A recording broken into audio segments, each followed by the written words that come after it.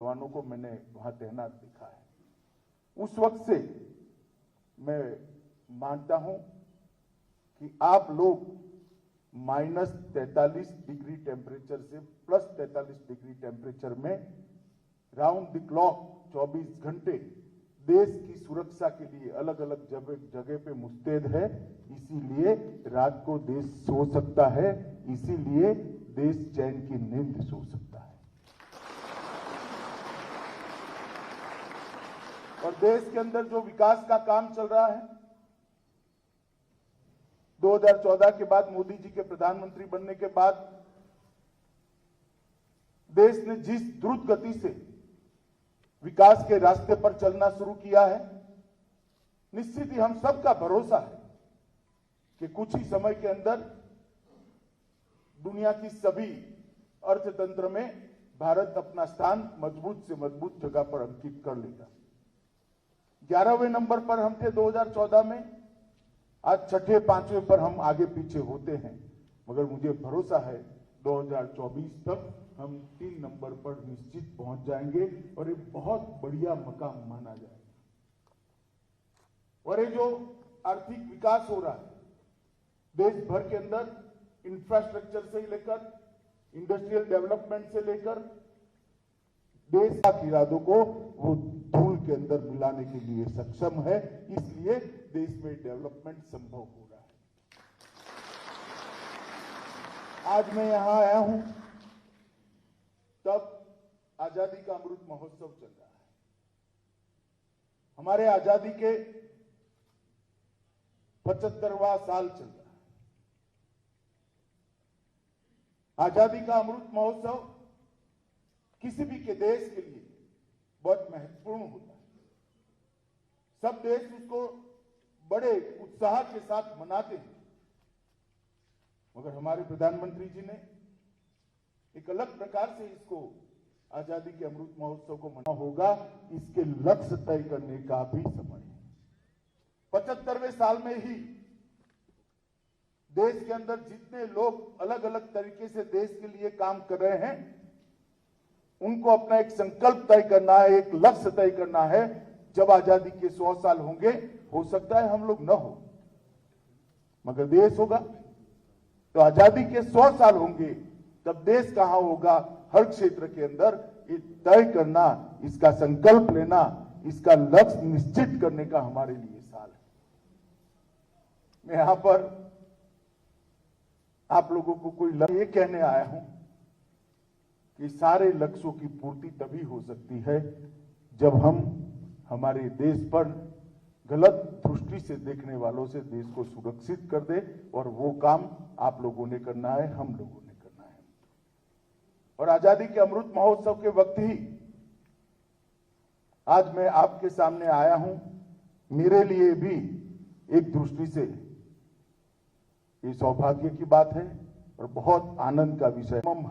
हमले के रूप में जानता था, वही पुलवामा में आज 2000 करोड़ का मेडिकल कॉलेज बनने की शुरुआत हुई है। ये इतना बड़ा परिवर्तन। अगर शांति हो, सुरक्षा हो और चुने हुए प्रतिनिधियों ने विकास के लिए ठान लिया हो, तो क्या हो सकता है। जम्मू कश्मीर इसका उदाहरण है।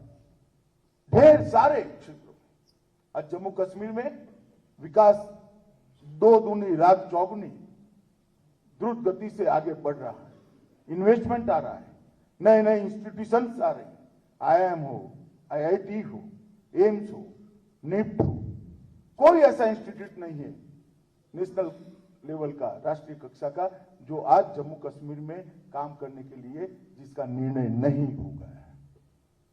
जम्मू कश्मीर को हर दृष्टि से बदलने की शुरुआत हुई, और मुझे पूरा भरोसा है जब मोदी जी का ये स्वप्न जम्मू कश्मीर के विकास का समाप्त होगा, हम सफलतापूर्वक इस रास्ते पर आगे बढ़ेंगे।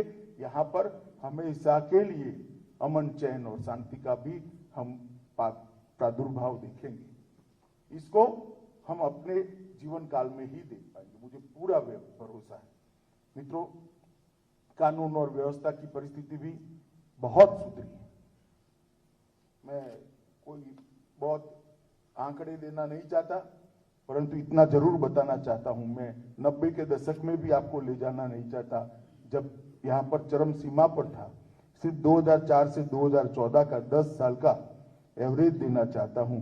आम नागरिकों का मृत्यु उस वक्त कुल 10 साल में 2081 हुआ था, तो 208 आम नागरिक सालाना मारे जाते थे और सुरक्षा बलों के 105 जवान मारे जाते थे।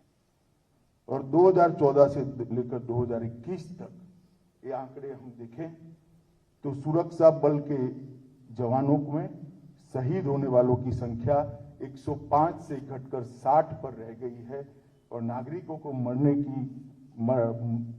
की घटनाओं की संख्या और व्यक्तियों को मारे जाने की संख्या 208 से घटकर केवल 30 रह गई।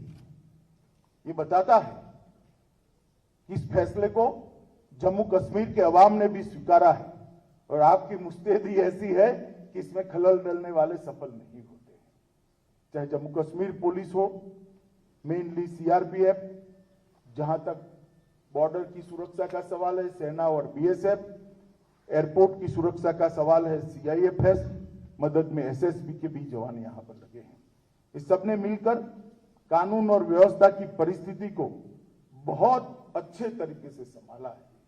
इसलिए मैं देश के गृह मंत्री नाते इस सभी बल के जवानों को आपको प्रतीकात्मक समझते हुए बहुत बहुत साधुवाद और उनको अभिनंदन देना चाहता हूं कि आपने बहुत अच्छा काम किया है। पत्थरबाजी की घटना भी अगर ढूंढ कर ढूंढनी पड़े तब नजर में आती है। एक जमाना था कि कश्मीर के अंदर पत्थरबाजी आम, आज पत्थरबाजी की घटनाओं में भी बहुत कमी आई, मगर मैं आज आपको कहना चाहता हूं कि इससे हमें संतुष्ट होने की जरूरत नहीं। 30 नागरिकों की भी जान क्यों जाए? आतंकवाद के प्रति इसके विरोध में नरेंद्र मोदी सरकार की जीरो टॉलरेंस की नीति है, हम इसको सहन ही नहीं कर सकते। ये मानवता के खिलाफ,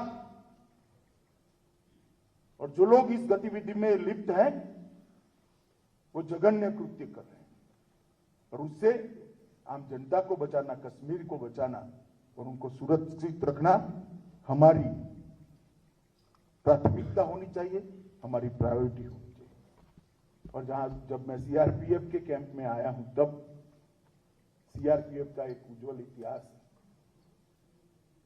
अभी अभी पुलिस दिन गया है, अभी अभी गया है। सभी सीएपीएफ और सभी राज्यों की पुलिस के लगभग 36,000 से थोड़े कम, मगर 36,000 कह सकते हैं, इतने जवानों ने अपना सर्वोच्च बलिदान इस देश की कानून और व्यवस्था और आंतरिक सुरक्षा को संभालने के लिए दिया है। सीआरपीएफ के भी 2200 से ज्यादा जवान शहादत को खुद ही निमंत्रण देते हुए इस देश के लिए सर्वोच्च बलिदान दिया है, हम उसको भुला नहीं सकते। कल सुबह मैं जाने से पहले शहीद स्मारक पर सभी देश के पुलिस बल के जितने भी जवान शहीद हुए हैं उनको प्रतीकात्मक रूप से सीआरपीएफ के शहीद स्मारक पर श्रद्धांजलि देकर ही यहां से जाऊंगा। मित्रों, मैं एक और चीज की ओर आप सबका ध्यान दिलाना चाहता हूं। नरेंद्र मोदी सरकार ने सीएपीएफ के जवानों के लिए ढेर सारे काम करे। 1300 मकान बनाए, कई पोस्ट बनाई है, कई बंकर बनाए हैं, कई प्रकार के छोटे छोटे सुधार भी किए हैं। हालांकि इससे आपकी सभी तकलीफें दूर हो गई ऐसा मैं नहीं मानता, परंतु काफी गति बढ़ाई। भारत के वीर के अंदर कोविड की ड्यूटी करते, मतलब कोविड के खिलाफ लड़ाई की ड्यूटी करते करते जो जवान हमारे बीच में नहीं रहे उनको भी शहीद का स्टेटस देकर हमने भारत के वीर से कंट्रीब्यूशन उनको देने का तय किया। परंतु एक चीज पर मैं आपका जरूर ध्यान दिलाना चाहता हूं, और मुझे इसमें यहां पर जो सारे डीजी भी बैठे हैं और सारे जवान भी और आईजी कक्षा के, एडिशनल डीजी कक्षा के अधिकारी भी बैठे हैं, मैं सबको कहना चाहता हूं कि अभी हमने शुरू किया है आयुष्मान सीएपीएफ का कार्ड देना। वैसे तो कुछ महीना इसमें थोड़े लेट हो गए हैं, मगर अब इसमें कोई गतिरोध नहीं। मेरा आग्रह है कि हर जवान को 2 कार्ड दिए जाए, एक जवान अपने पास रखेगा और एक अपने परिवार में दे देगा। भगवान न करे आपके परिवार में कोई भी बीमारी आती है या इस प्रकार की आफत आती है, तो आयुष्मान भारत कार्ड से आप अनलिमिटेड आपके परिवार का सारा मेडिकल का खर्चा दिए बगैर पूरा उपचार कर सकते हो। कोई बिल देने की जरूरत नहीं है, कोई एप्लीकेशन देने की जरूरत नहीं, कोई धक्का खाने की जरूरत नहीं, कोई जरूरत नहीं। ना आपको बिल अप्रूव कराने के लिए यहां इतने सारे कागज जमा कराने, कुछ नहीं कराना है। घर में एक कार्ड दे देना है। एक कार्ड के अंदर ही इनबिल्ट होंगे आपके सारे परिवारजनों के नाम, सारे परिवारजनों के नाम, और वहीं पर वो स्वैप कर पाएंगे। तो मित्रों, मेरा आप सबसे आग्रह है कि इसके इम्प्लीमेंटेशन के लिए विशेषकर जो अधिकारीगण वो पूरा ध्यान दे और उसको नीचे तक परकोलेट करें। क्योंकि जब आप यहाँ सीमा पर होते हो, पुलवामा जैसी जगह पे होते हो, जम्मू कश्मीर में पोस्टिंग होता है, तो भारत सरकार का दायित्व है कि आपके परिवार की चिंता आप पर नहीं होनी चाहिए, भारत सरकार पर होनी चाहिए। और ये संवेदनशीलता के साथ हमने इस योजना को लागू किया है। मित्रों, मैं बहुत ज्यादा बात करना नहीं चाहता। फिर से एक बार जिस मुस्तैदी के साथ आपने जम्मू कश्मीर सेक्टर हो या वामपंथी उग्रवाद का हो या नॉर्थ ईस्ट का, सभी सेक्टरों में मोर्चा संभाला है, कम से कम मैं तो आश्वस्त हूं कि सीआरपीएफ का डिप्लॉयमेंट है, कुछ नहीं होने वाला है। देश में कभी भी कहीं पर भी दंगे हालांकि अब कम होते हैं, अच्छाई है कम होते हैं, मगर कहीं भी दंगे होते हैं, चुनाव होता है, तो राज्य के मुख्यमंत्री का फोन आएगा तो मुझे तुरंत कहेगा, भाई साहब रैपिड एक्शन फोर्स और सीआरपीएफ को भेजिएगा।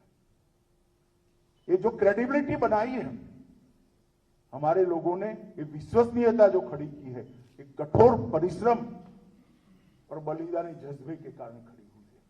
मेरा आप सबको आज विनंती भी है कि परंपरा को हम आगे बढ़ाएं और उज्जवल बनाएं, और आने वाले दिनों में अच्छे से अच्छी पढ़ाई लिखाई करने वाला व्यक्ति भी सीएपीएफ में ज्वाइन करने के लिए अपने आप को देश की सेवा का जरिया समझते हुए समर्पित करे। इस प्रकार का उज्जवल इतिहास हम सभी सीएपीएफ का बनाएं। आज आप सभी को मिलकर साच अर्थ में हृदय में बहुत आनंद हुआ। फिर से एक बार पुलिस बल के जो 36,000 के करीब जवान शहीद हुए हैं, वो सबको पूरे देश की ओर से, नरेंद्र मोदी सरकार की ओर से हृदय से श्रद्धांजलि देकर मेरी बात को समाप्त करता हूं। भारत माता की जय।